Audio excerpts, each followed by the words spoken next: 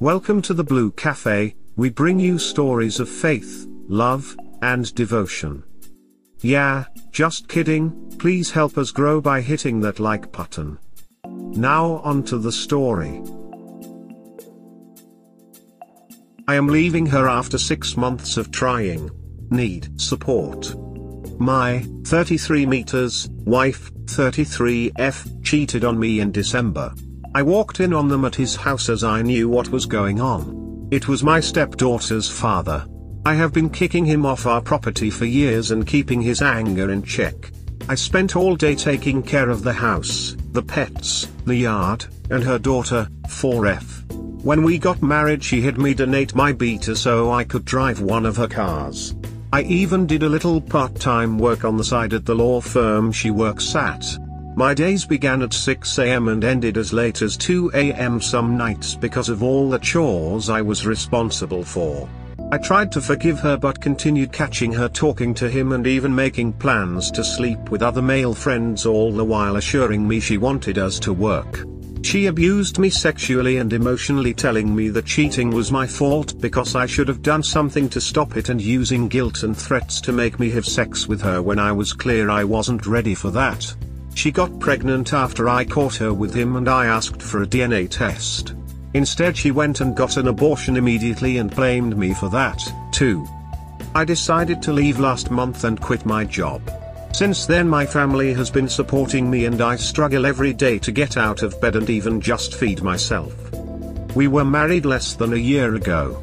I am getting no spousal support, no car, had to leave my job, lost half of my family, her family, my stepdaughter, I have no home, and was left with no money. If it wasn't for my family helping me, I would be completely homeless. My mental health is in a bad place as I have found out the cheating was happening even when we were just dating. It was all fake or some kind of game for her and I'm left to pick up the pieces. I was cheated on and abused and I am the only one being punished. I'm told there's little I can do by my lawyer, whom I trust a great deal. He is a trusted family friend. What do I do with all this emotion? How do I fix myself? I know I need to take baby steps, get another job, etc., but leaving the house feels like an insurmountable task right now. I'm struggling with severe depression and anxiety in public. Even being with my friends is extremely taxing and leaves me a sobbing mess when I finally can drive home. I feel broken and nothing is getting better and I don't know what to do. You need therapy. EMDR for trauma, because betrayal, abuse etc. can cause PTSD. In fact, your depression/anxiety might be PTSD related. I'm sorry that your marriage ended and this person you were to love and trust and that you were so horrid. None of what they did or how they behaved was your fault at all. She sounds like a complete narcissist/sociopath. And all your emotions, normal. Time will help, but a good therapist will also help. Until you are able to start therapy, get a notebook and start a journal, write whatever you wish, what you are feeling, how you feel, what happened to you. Before you met her, how were you? I hate hearing someone was treated this bad by anyone. Please take care of yourself and be kind to yourself here. I was happy, living in a little apartment I loved. I spent my days cooking new meals for friends, making crafts, or out hiking, biking, and kayaking all over my home state. I used to like to rock climb and sit in high trees or rocks to admire the landscapes here in the Midwest. I saved my money and traveled to Scotland and Germany with dreams of going to see Siberia someday. The other day a good friend and I sat out on a flooded quarry in kayaks, ate wild grapes that were growing on the shoreline, talked about apes, and reminisced for hours. It was the happiest I've been in a long time. But I still sobbed all the way home that night.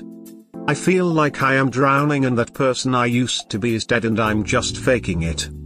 I will see what I can do about therapy once I get a stable job going. I have a notebook going already, too. She tried hard to gaslight me once my friends found out and I didn't want to forget all the things she had done, so I made a list and a timeline. Ex-wife bringing AP to our divorce hearing. Post-separation. Title says it all. A friend informed me that my ex-wife will be bringing the AP to the divorce hearing as a final jab at me. How should I deal with this? Several friends have offered to come as support, but some have said I should just do my best to ignore them. Take a picture of them together. Because in a few months or years they will be back in that same court getting divorced as well because one of them is cheating again. Just wait, it will happen. My ex-wife has cheated on everyone she has dated since high school. It came out during couples therapy by her own admission. She had cheated on her previous boyfriend with me and I had no idea.